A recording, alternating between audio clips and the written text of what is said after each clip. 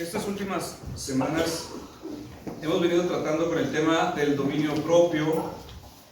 Y como bien se ha dicho, mis hermanos, el dominio propio es la capacidad dada por el poder del Espíritu Santo para guardar los principios de la palabra de Dios, para evitar excesos, para evitar desenfrenos y mantener al cristiano, al hombre cristiano, a la mujer cristiana dentro de los límites dados por Dios, de manera que éste pueda obedecer de forma natural las Escrituras, mientras cultiva una aptitud constante de vivir cuidadosamente delante de Dios, haciendo todas las cosas para agradarle a Él. Esto es, en sencillas palabras, mis hermanos, el tema que hemos venido abordando. Ahora, hemos dicho que hay al menos 5 áreas en las que debemos trabajar con nuestros hijos. 5 áreas donde nuestros hijos, hemos dicho, librarán sus más fuertes batallas a la hora de querer ejercer dominio propio. Estas son: dominio propio en el comer, dominio propio en nuestras emociones, dominio propio sobre la lengua, dominio propio sobre nuestro tiempo y dominio propio sobre nuestras posesiones. Hasta este momento hemos podido abordar solamente 3: dominio propio en el comer, en nuestras emociones y sobre nuestra lengua. El día de hoy trataremos con la 4ª área donde tendremos nuestras más fuertes luchas a la hora de querer ejercer dominio propio: nuestro tiempo. Es por esto, mis hermanos, que nuestro mensaje lleva por título: la batalla del dominio propio sobre nuestro tiempo. En el trabajo de construir un hogar piadoso, enseñar a nuestros hijos a hacer uso adecuado de su tiempo es de extrema y de vital importancia.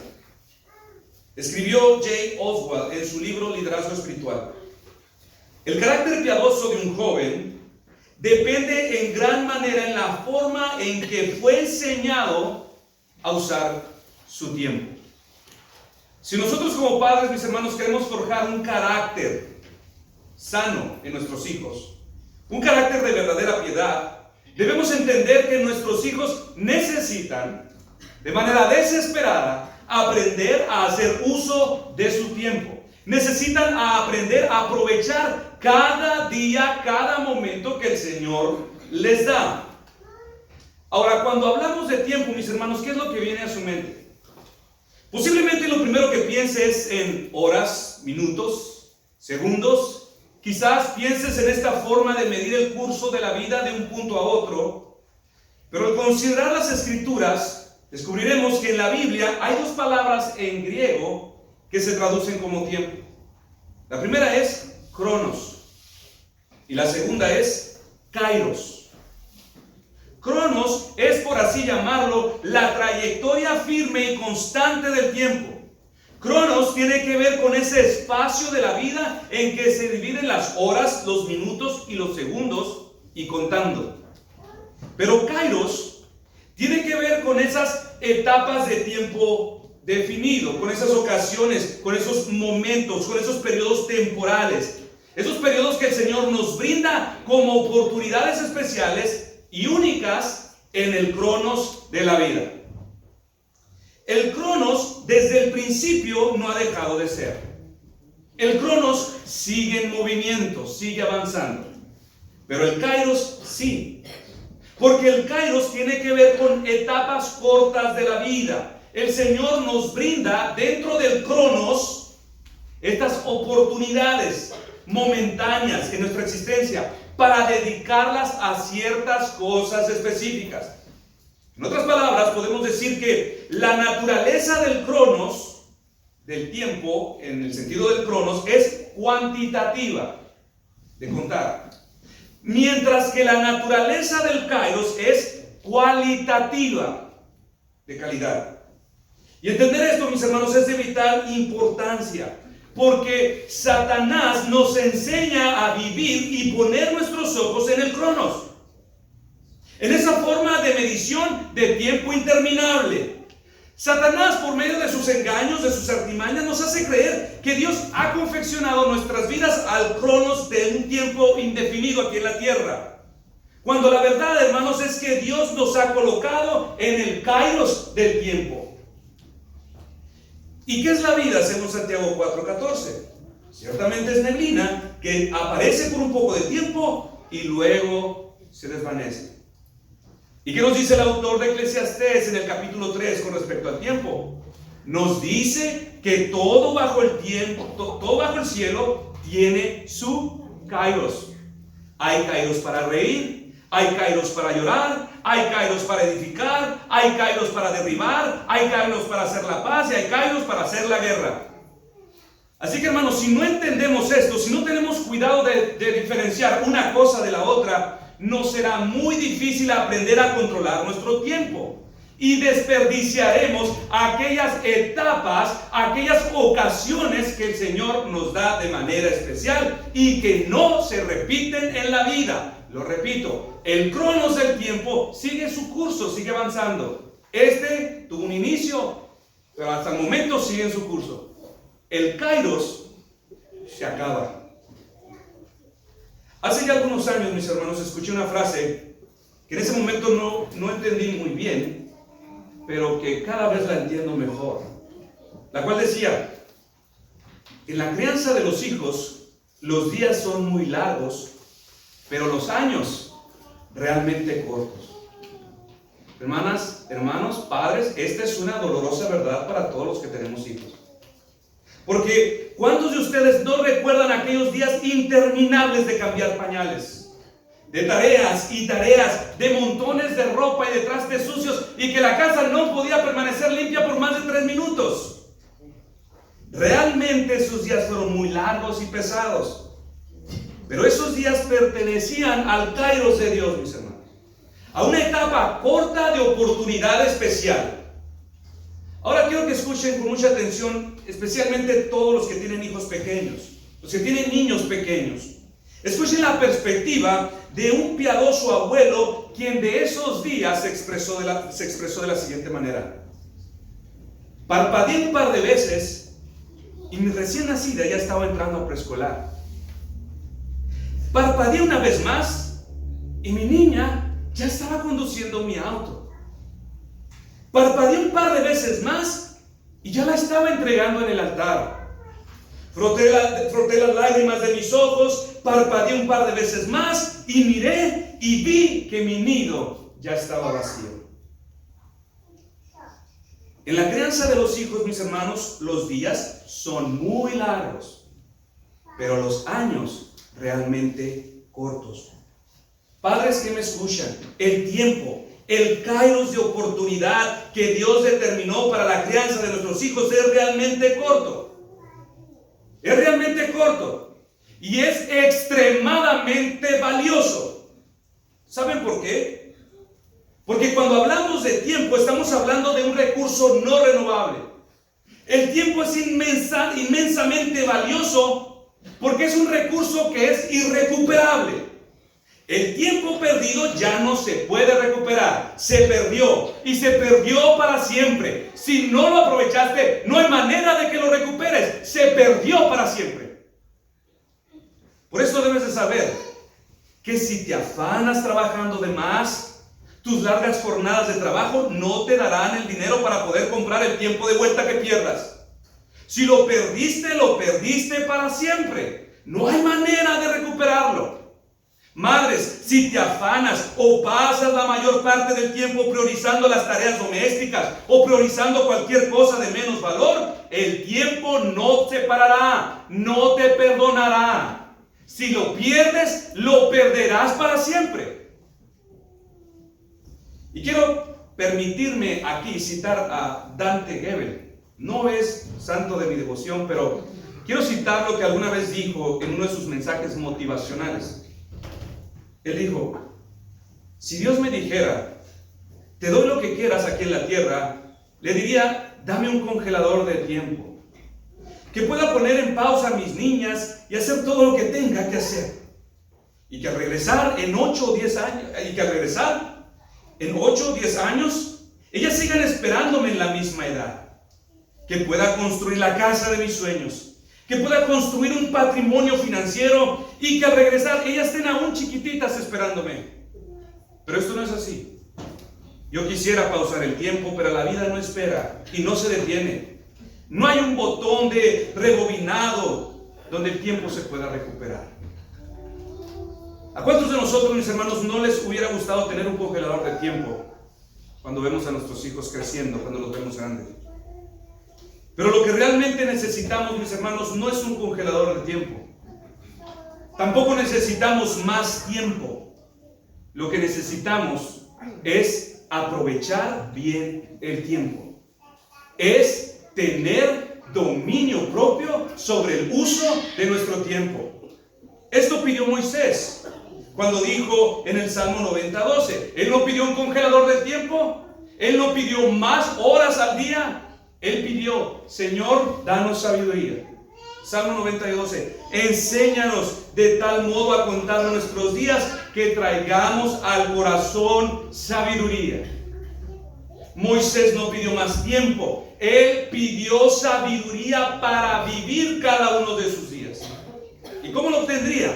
Entendiendo que sus días sobre la tierra son pocos, conociendo que su tiempo en algún punto se acabará. Todos nosotros, mis hermanos, necesitamos orar de esta manera. Necesitamos entender la brevedad de la vida, la brevedad de nuestro tiempo, que nos haga reconocer que verdaderamente nuestro tiempo es corto. Y este conocimiento sensato de nuestros días, mis hermanos, nos ayudará a ser sabios. Y por ende, nos enseñará a aprovechar el tiempo. El tiempo que el Señor nos ha confiado para realizar ciertas tareas específicas. Ahora, Moisés, mis hermanos, no estaba pidiendo: Señor, muéstrame cuántos años viviré, para que entonces yo me pueda alivianar. No necesariamente, mis hermanos. Moisés más bien pedía: Señor, hazme saber que todo el cronos de la vida tiene sus días, tiene sus kairos. Ayúdanos a todos nosotros a entender esto, para que así podamos aprovechar al máximo cada etapa de nuestra vida, cada oportunidad que se nos ofrece cada día. Así Dios lo estableció para cada uno de ustedes, hermanos. Y necesitas que cada cosa, cada etapa en tu vida tiene su tiempo, su duración. Hay un momento definido para ser niños. Hay un tiempo definido para la soltería, para casarse. Hay un tiempo establecido para la crianza. Hay un tiempo para ser abuelo. Y hay un tiempo para morir. Dios así lo estableció. Y nosotros necesitamos sabiduría para cada etapa de esta vida. Pero el que vive como un necio, mis hermanos, no está consciente de esto. El necio piensa que tiene muchos días. Jesús contó una parábola explicando lo que pasa cuando vivimos de manera necia, es decir, no contando nuestros días. Esta historia la encontramos en Lucas 12 a partir del verso 16. También le refirió una parábola diciendo: la heredad de un hombre rico había producido mucho, y él pensaba dentro de sí diciendo: ¿qué haré? Porque no tengo dónde guardar mis frutos. Y dijo: esto haré, derribaré mis graneros y los edificaré mayores, y allí guardaré todos mis frutos y mis bienes. Y diré a mi alma: alma, muchos bienes tienes, guárdalos para muchos años, repósate, come, bebe, regocíjate.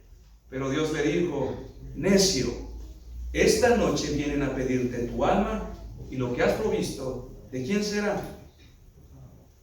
Así que el hombre insensato, el hombre necio, pierde su tiempo en esfuerzos tontos, en egoístas, creyendo que tiene días de sobra para vivir a su antojo. Pero el hombre sabio se caracteriza, mis hermanos, por el buen uso que hace de este recurso irrenovable que llamamos tiempo. Antes de entrar en el terreno práctico, mis hermanos, del aprovechamiento de nuestros días en la crianza de nuestros hijos, quisiera entregarles 4 elementos escriturales que están envueltos en la responsabilidad de redimir nuestro tiempo, de aprovecharlo de manera sabia. 4 elementos esenciales que necesitamos entender de manera urgente, porque de no hacerlo seremos culpables, mis hermanos, de desperdiciar uno de los recursos más valiosos que tenemos en esta vida: nuestro tiempo. Sírvase a buscar, por favor, Efesios capítulo 5. Efesios capítulo 5, y vamos a leer solamente 2 versos que nos hablan con mucha claridad acerca de tener dominio propio sobre nuestro tiempo. A partir del verso 15 dice: mirad pues con diligencia cómo andéis, no como necios, sino como sabios, aprovechando bien el tiempo, porque los días son malos. Por tanto, no seáis insensatos, sino entendidos de cuál sea la voluntad del Señor. Colosenses 4:5 dice, y este afirma la misma idea: andad sabiamente para con los de afuera, redimiendo bien el tiempo. En ambos pasajes, mis hermanos, el apóstol Pablo hace uso de este mismo término, kairos. Este término griego del cual hemos dicho que se refiere a una ocasión, a una etapa, a una oportunidad especial. Por lo que naturalmente se sobreentiende que aquí Pablo no está refiriéndose a horas, minutos, días, sino a saber cuidar nuestro tiempo de manera intencional. Pablo nos está hablando de oportunidades determinadas, de ocasiones con cierta medida de tiempo, que deben de ser aprovechadas de manera sabia. Consideremos pues estos elementos que nos ayudarán a tener dominio propio sobre nuestro tiempo. El primero de ellos, el primer principio, es vivir por prioridades bíblicas. Prioridades bíblicas es una forma de proteger nuestra vida cristiana y a quienes nos rodean. Esto fue lo primero que resalta Pablo en el pasaje que acabamos de leer. Mirad pues con diligencia cómo andéis. Si queremos fortalecer la virtud del dominio propio de nuestro tiempo, todos nosotros, mis hermanos, debemos examinar de manera diligente en qué cosas estamos malgastando nuestro tiempo. En qué cosas se nos está yendo. Se dice que el reformador Felipe Melacotón mantenía una lista de todos los momentos desperdiciados de su día, y cuando llegaba la noche confesaba cada uno de estos y le pedía al Señor: dame otra oportunidad de que el día de mañana yo no lo desperdicie de esta manera.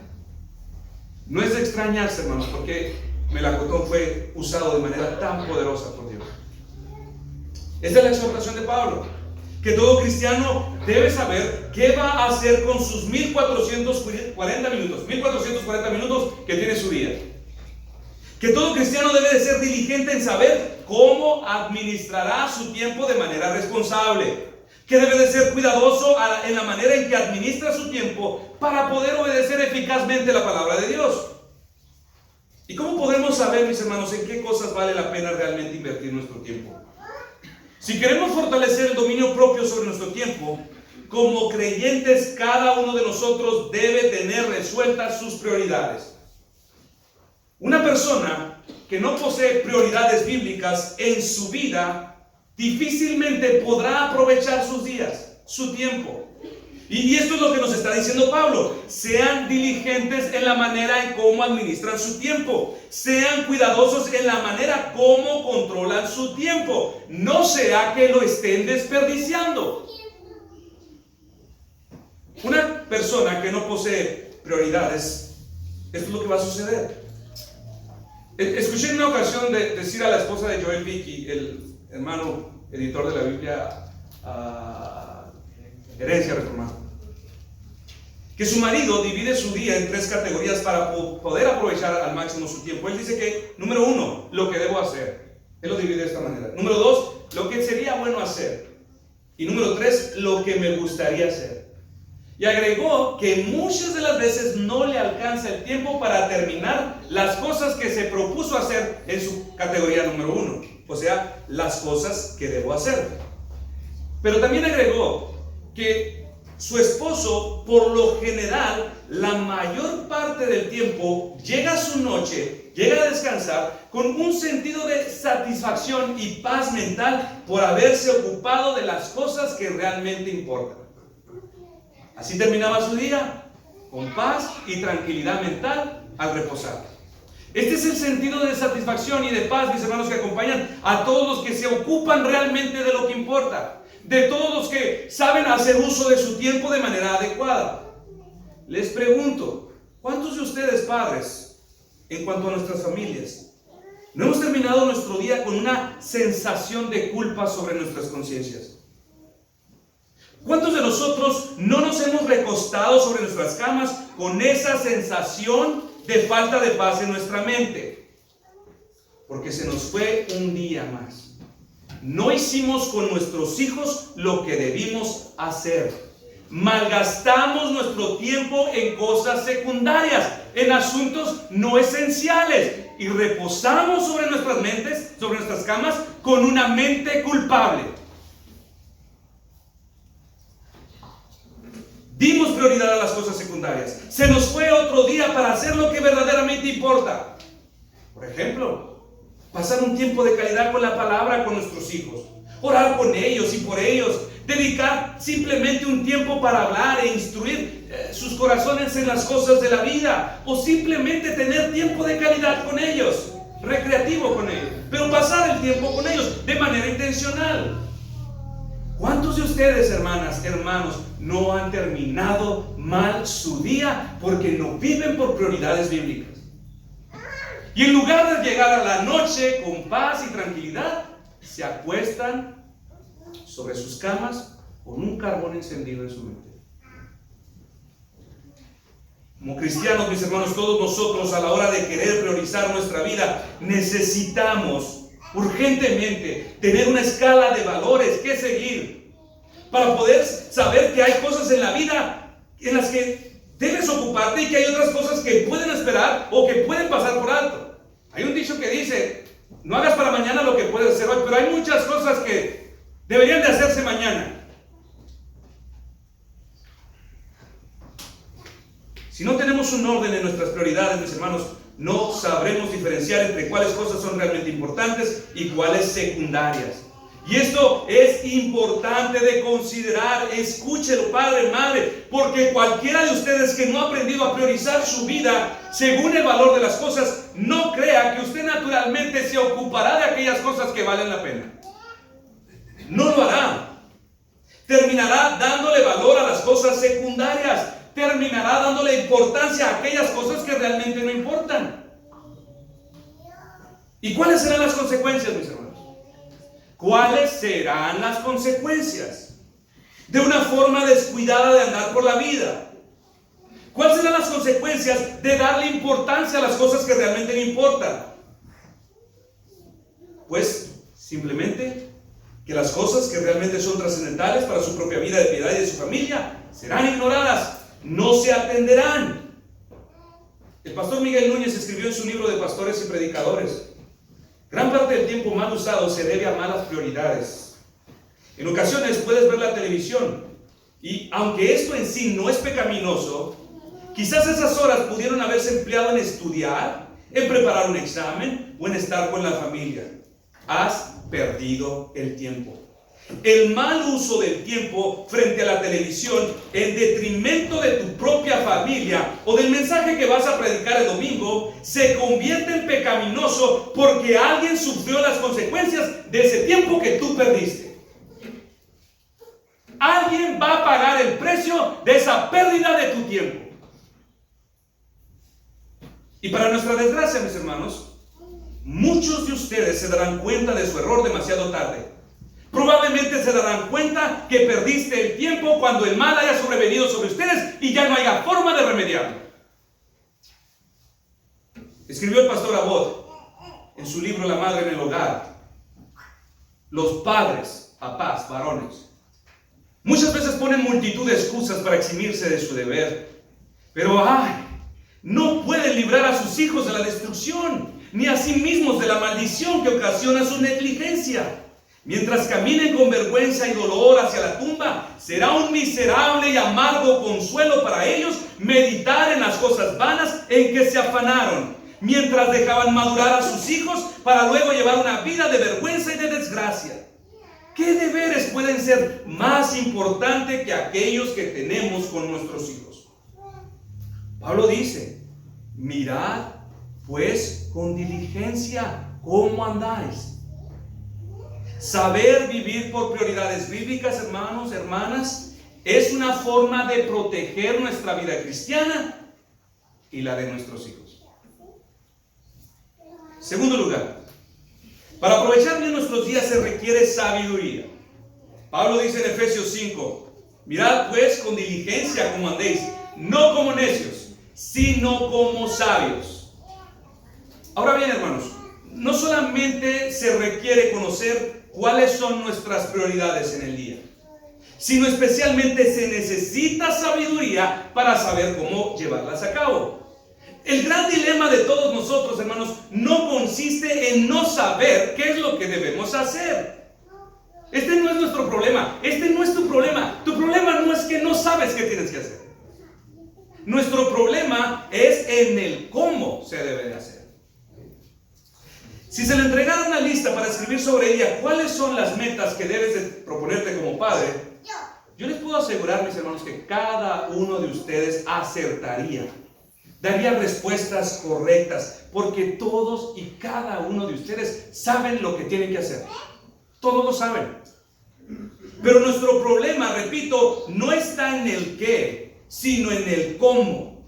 Como padres sabemos lo que debemos hacer, pero no sabemos cómo alcanzar esa meta. Nuestro problema está en que no sabemos cuáles son los pasos para alcanzar ese resultado. Y hermanos, saber cómo se le llama sabiduría. El cómo de cómo saber alcanzar estas metas se le llama sabiduría. Escribió Timothy Keller en su devocional Sabiduría de Dios para navegar por la vida. Hay personas que son morales, saben lo que es correcto, pero no son sabias. Así como hay visionarios que saben a dónde debemos ir, pero no tienen idea de cuáles son los pasos prácticos para hacer eso realidad. La sabiduría, en cierto sentido, es saber cómo ser exitoso en lo que se busca lograr. Es reconocer múltiples opciones y posibles cursos de acción en la vida donde otros no pueden ver ni siquiera imaginar uno o dos. Eso es la sabiduría, mis hermanos. Por lo que podemos afirmar que un síntoma de necedad en todos nosotros no está en no saber lo que debemos hacer. Muchas veces nosotros nos jactamos de los necios o nos burlaríamos de un necio porque no sabe qué hacer con su familia, con su vida. Pero un síntoma de necedad, mis hermanos, en todos nosotros no está en no saber lo que se debe de hacer, sino en no saber cómo se debe de hacer. Eso es necedad. El necio sabe lo que debe de hacer, pero es imprudente y errante en todos sus métodos. El necio sabe en qué cosas debería de ocuparse, pero es falto de entendimiento. El necio sabe hacia dónde debería de ir, pero no tiene ni idea de cómo caminar hacia allá. Si tú sabes lo que tienes que hacer, pero no tienes ni idea de cómo hacerlo, he ahí un necio. He ahí un necio que no se ha preocupado por buscar sabiduría. Y es necedad. Porque ¿qué nos dice Santiago? 1:5. Si alguno de vosotros tiene falta de sabiduría, pídala a Dios, el cual da a todos abundantemente y sin reproche, y le será dada. Si tú no sabes el cómo, es un síntoma de necedad, porque la sabiduría está dispuesta, está disponible. Así que para aprovechar bien nuestro tiempo, de manera que podamos proteger nuestra vida y la de nuestra familia, no solo necesitamos una escala bíblica de prioridades, sino también necesitamos sabiduría para saber cómo alcanzar la meta que se debe alcanzar. Dijo Pablo, mirad pues con diligencia cómo andéis, no como necios, sino como sabios. En tercer lugar, la administración del tiempo es necesario por el mundo caído en que vivimos. Dice Efesios 5, aprovechando bien el tiempo, porque los días son malos. Vivimos, hermanos, en un mundo donde todo se inclina naturalmente hacia la pérdida, hacia la decadencia, hacia el desgaste, hacia el desperdicio. Esto hace más que necesario que cada uno de nosotros verdaderamente aprenda sabiamente a vivir por prioridades. La maldición sobre este mundo vino inmediatamente después de que Adán pecó. En Génesis tenemos el relato. porque obedeciste a la voz de tu mujer y comiste del árbol del que te mandé diciendo, no comerás de él, maldita será la tierra por tu causa, con dolor comerás de ella todos los días de tu vida, espinos y cardos te producirá. A partir de este día, mis hermanos, la tendencia natural del curso de la vida es hacia la decadencia, es hacia la pérdida. Por este motivo, hermanos y hermanas, no podemos darnos el lujo de perder sobre lo que está perdido. Que la palabra inspirada de Dios nos diga, aprovechando bien el tiempo porque los días son malos, implica una alta valoración del tiempo mismo. El tiempo es verdaderamente un tesoro. Lo es, jóvenes, jovencitas. El tiempo es el más grande tesoro que tienes. En palabras más sencillas, lo que queremos decir es que hay una frase que nunca debería salir de tus labios. ¿Sabes cuál es? Aquí, matando el tiempo. ¿Qué haces? Aquí matando el tiempo. Es grave. Es grave esa noción. Es una expresión de necedad. Es una expresión de un estúpido. Aquí matando el tiempo. Yo le he dicho. También me dije a mí. Pero yo me hubiera dicho más bonito. Hermanos, esto no debería oírse de nuestros labios, porque las cosas valiosas son para cuidarse, para aprovecharse al máximo. Y como dijimos al principio, el tiempo es un recurso no renovable. El tiempo es un recurso que no se puede recuperar. Si se pierde para siempre. No hay manera de recuperarlo. Esto debe de estar bien plantado en nuestra mente. Tú ves a tus hijos pequeños y piensas, todavía tengo bastante tiempo. Es el pecado de los padres. Ven a sus hijos pequeños y todos en algún momento pensamos, a mí todavía me falta tiempo. Puedo darme el lujo de desperdiciar algo más de tiempo. Pero te voy a decir una cosa. Los que tienen hijos pequeños, pregúntenles a los que tienen hijos adultos. Ellos también parpadearon y de repente abrieron sus ojos y miraron su nido vacío. Pregúntenles a los abuelos si el tiempo es mucho. Los días son malos. No hay tiempo para perder, hermano, hermana, padre o hermana, madre. A la vuelta de la esquina estarás desfilando con alguno de tus hijos, entregándolo en el altar. Y se acabó tu tiempo. El kairos del tiempo llegó a su límite. Y de allí ya no se puede. El Señor así lo estableció. Debemos pedir sabiduría para vivir la vida como sabios y no como necios.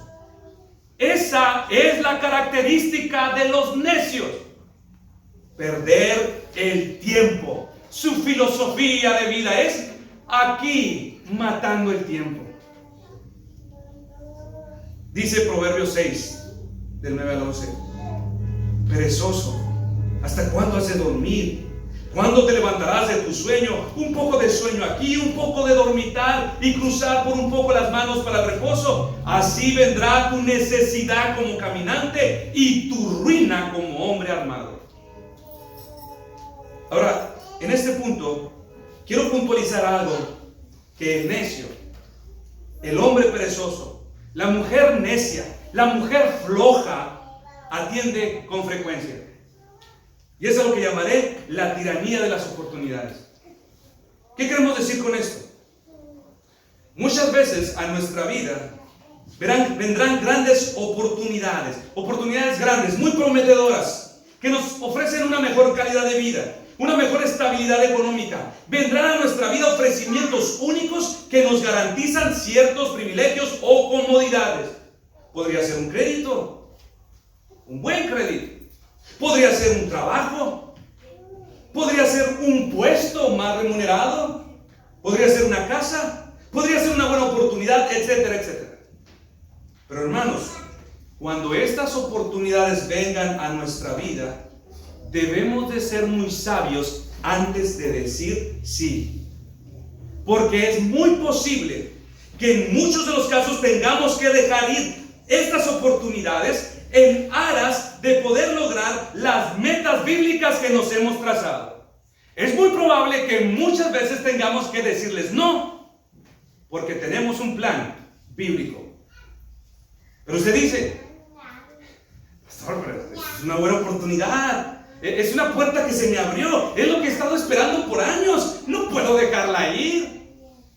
Tal vez, pero si eso te lleva a descuidar a tus hijos, entonces tienes que dejarla ir. Si esto socavará el orden de tus prioridades, entonces debes de ser capaz de decir no. No puedes decir como un necio, no puedes decidir como ellos, como las necias. Si el precio que hay que pagar por aprovechar esta oportunidad es descuidar a tu esposa, entonces di que no. Si el precio, el costo es que tus hijos tengan que ser educados en una guardería, entonces debes de decir que no. Tú tienes una meta, tú tienes una prioridad en tu vida. Si una oportunidad de esta se te presenta a tu vida, pero a cambio tienes que entregar, tienes que perder lo más valioso que Dios te ha dado, no vale la pena. Tendrás que decir como Nehemías: he aquí yo hago una gran obra y no puedo ir, porque cesaría la obra dejándola yo para ir a vosotros. Madre, padre, tú tienes una gran obra en tus manos. Dios te confió una familia, puso en tus manos almas eternas, inmortales, las puso a tu cuidado. Tú debes de ser capaz de decir a tu patrón, a tu papá, a tus sueños: he aquí yo hago una gran obra y no puedo ir. Yo tengo prioridades claras en mi vida. Yo sé lo que tengo que hacer y cómo lo tengo que hacer. Si voy, cesaría la obra y nadie la haría por mí. Por buena, por jugosa, por prometedora que sea esa oportunidad, ¿de qué sirve si el precio es que sacrifiques a tus hijos? ¿De qué te va a servir? Hermano, hermana, las horas que has perdido dejando de orar por la salvación de tus hijos, instruyéndolos en el temor del Señor, nadie las recuperará por ti. Tu patrón no lo hará. Nadie lo hará. Va a cesar la obra si la abandonas. Cuando los niños están pequeños, exigen mucho tiempo de nosotros. Demandan mucha, pero mucha atención. Y especialmente, hermanos, se requiere de nuestra presencia en esos momentos, en esas ocasiones que llamaré de disposición espiritual, donde hay momentos donde nuestros hijos amanecen con una perspectiva espiritual de las cosas que ellos preguntan. De pronto, de la nada, ¡pum!, despierta el sentido espiritual y ellos hacen una pregunta: ¿quién va a estar allí para implantar un principio en su corazón? Necesitan presencia constante de sus padres, especialmente de la madre, porque debes de estar lista para cuando ese destello de espiritualidad viene a su mente, la pregunta, y tiene que ver a alguien para nutrirla. Tu maestro no lo hará. La nodriza de la guardería no lo hará. Los días son malos. Esto es importante, mis hermanos. Si no tenemos un orden de prioridades correcto, terminaremos delegando las cosas que no se delegan. Y quiero echarle aquí un piropo a mi esposa. Yo doy muchas gracias a Dios por la esposa que me dio. Porque cuando ella decidió ir en pos de su familia, ella reconoció que a todo lo demás tenía que decirle no. Cuando decidió que iría al norte, ella sabía que al sur siempre diría no. Hace como 6 años atrás se abrió una base para la docencia. Amigo cercano, el delegado sindical de aquel entonces, no sabía a quién meter. Y me dijo: a tu esposa, dile a tu esposa que se venga y la metemos como maestra. Lista, hay horas de crecimiento, aprovecha, venga. Si quiere le pregunto, le dije, pero yo ya sé lo que me va a decir, que no está interesada. ¿Crees que si quieres? Yo sé que lo quieres. No, pues no. Dice que no. Ella se va a dedicar a su familia, a sus hijos. No sé si maliciosamente, no lo sé, no estoy seguro. Pero unas maestras escucharon esto cuando yo dije que no quería. Y ellas en su charla de pronto voltearon a mí y me preguntaron: Oye, Benjamín, tu esposa no quiso trabajo porque no estudió, ¿verdad? No, ella estudió, tiene una licenciatura y de hecho se graduó con honores, pero ella decidió ser madre de familia. Tragaron saliva. Así que hermanas, hermanos, si esa oportunidad, por buena que sea, no te dejará lograr la meta que te has trazado, no vale la pena. No vale la pena. Si nuestros hijos pagarán el precio de nuestro abandono, no vale la pena. Y esto nos lleva a nuestro cuarto punto. En cuarto lugar, aprovechar el tiempo es una evidencia de comprender la voluntad de Dios. Efesios 5 del 1 al 17 dice, por tanto, o sea, es decir, en base a todo lo que hemos dicho, no seáis insensatos, sino entendidos de cuál sea la voluntad del Señor. No aprovechar bien el tiempo es insensato. Es una evidencia de no comprender la voluntad de Dios en nuestras vidas, hermanos.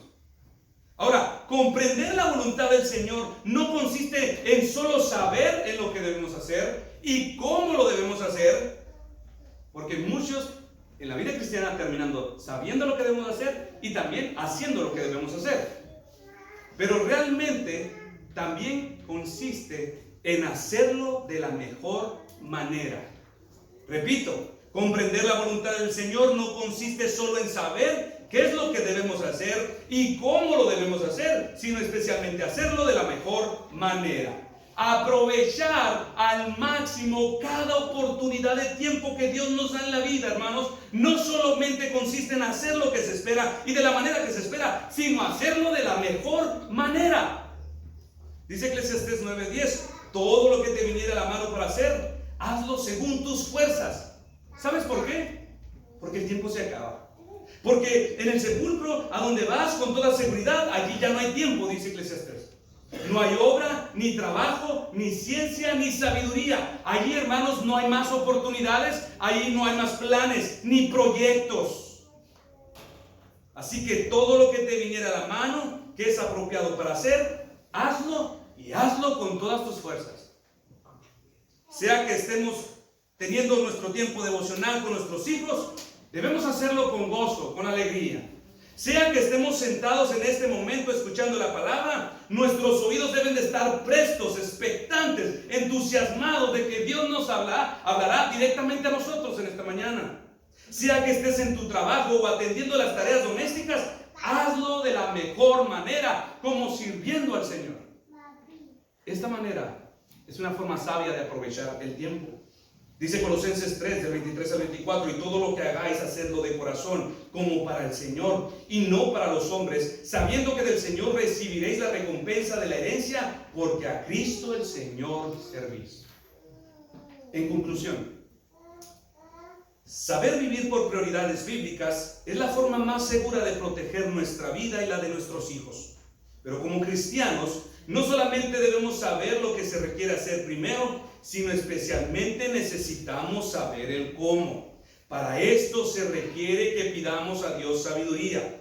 Y cuanto más debemos hacerlo, porque en el mundo en que vivimos los días son malos.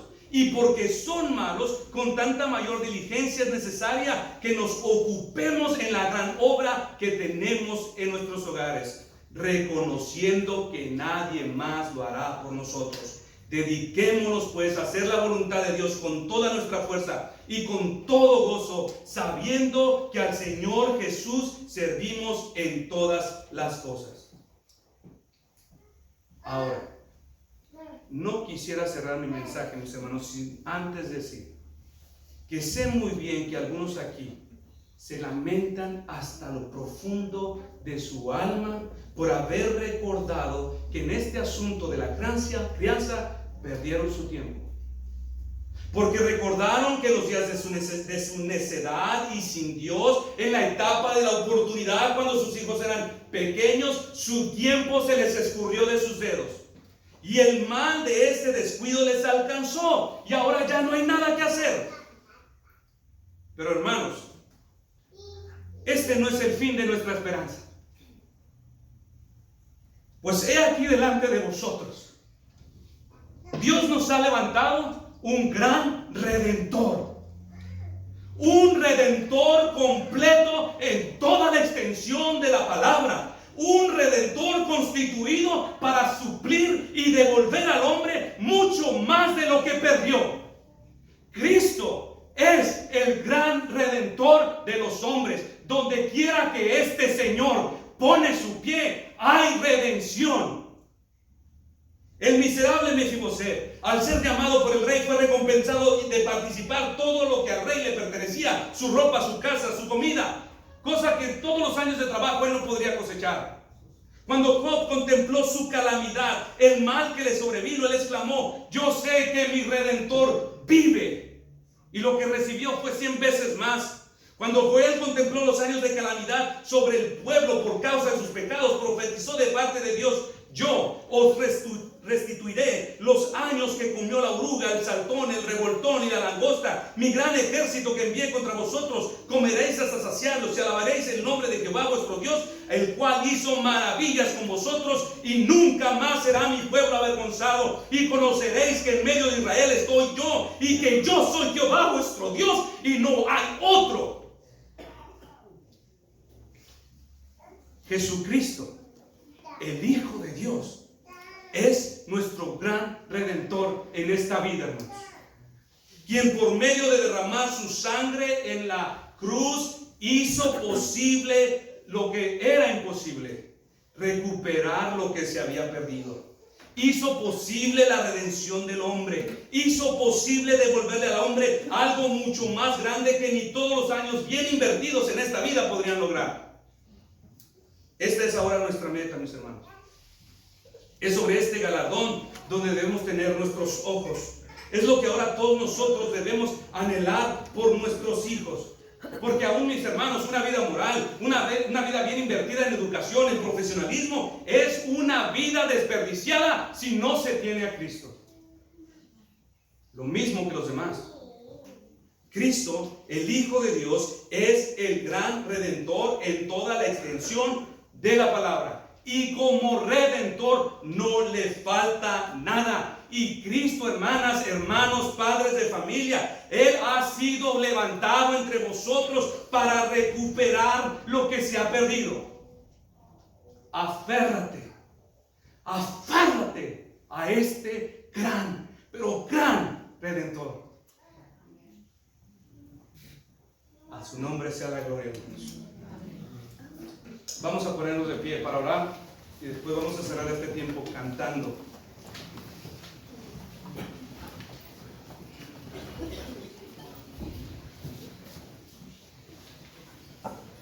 Señor Dios, tu palabra ha sido expuesta en medio de nosotros, Señor. Enséñanos a vivir por prioridades, Señor, que nuestra escala de valores en aquello que realmente importa sea clara en nuestra mente, Señor. Enséñanos a hacer también, a vivir el cómo de estas cosas que debemos lograr. Señor, te pedimos como un pueblo junto, danos sabiduría. Danos sabiduría, Señor. Recuérdanos que los días son malos, que es necesario, Señor, aprovechar cada etapa que tú nos das en nuestra vida. Enséñanos a ocuparnos, Señor, de la gran obra que tenemos en nuestras manos. Que no sea esa tiranía de oportunidades la que nos robe y terminemos sacrificando, Señor, lo más valioso que tú nos has dado. Ayúdanos, Dios, a gozarnos en hacer tu voluntad. Que con toda fuerza y gozo, Señor, sirvamos a tu nombre en esta vida corta que nos has dado. Señor, y te damos gracias porque podemos levantar nuestra vista, Señor. Podemos poner nuestra mirada en Cristo, Señor, en el gran redentor de la historia, el gran redentor de los hombres. Señor, ruego aquí por los padres, por las madres que sienten en su corazón que han perdido los días de su vida, que las mejores etapas se fueron por su necio corazón. Oro, Dios, que ellos puedan levantar su mirada y ver a Cristo, el redentor de todas las cosas, el Cristo que está completo, que no le falta nada, Señor. Que podamos derivar toda nuestra seguridad, toda nuestra confianza de este gran, gran redentor. A tu nombre, Señor, sea la gloria. Amén.